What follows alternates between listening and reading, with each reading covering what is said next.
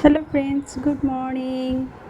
আজি ৰাতিপুৱা নিজৰ কৰিবলগীয়া কামখিনি কৰি আজৰি হ'লোঁ আৰু এতিয়া প্ৰায় 11 বাজিছে আৰু এতিয়া মই ব্ৰেকফাষ্ট আৰু পুৱাৰ কামখিনি কৰি আজৰি হৈ এতিয়া মই নিজৰ ভাল লগা কামখিনি কৰিবলৈ লৈছোঁ।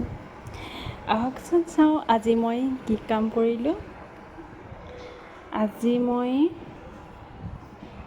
এখন চাদৰত দহি বাতিম আৰু আপোনালোককো দেখাম কেনেদৰে মই দহি বাতিলোঁ।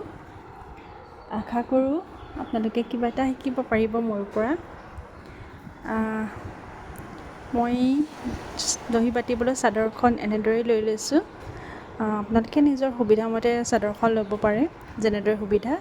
আৰু এখন মই গধুৰ কিতাপ দি লৈছোঁ চাদৰখনৰ ওপৰত, আৰু নেচা সূতা, গুলি আৰু এটা বেজী লৈ লৈছোঁ আৰু এখন কেঁচি।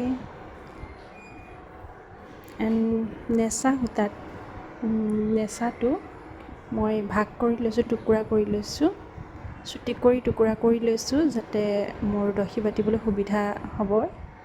আৰু এই চুটি কৰা নেচাৰ পৰা মই থোপাৰ বান্ধিবৰ জোখাৰে মই এনেদৰে সূতা উলিয়াই লৈছোঁ। আৰু মই বেজী সূতাৰে দি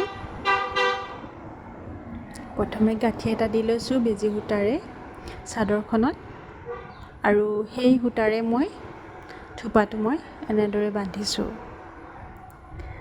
প্ৰত্যেকৰে দহি বটা নিয়মবোৰ বেলেগ বেলেগ হয়। মই এনেদৰে বাতি ভাল পাওঁ, সহজ পাওঁ।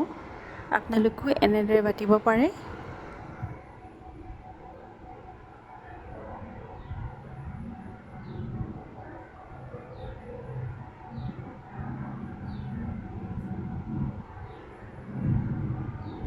এই দহি বটা নিয়মটো মই অতি সহজ হয়। আগতীয়াকৈ চাদৰত সূতা লগাই নলগোৱাকৈ বেজী সূতাৰে এনেদৰে লগাই থোপাটো বান্ধিব পৰা যায়।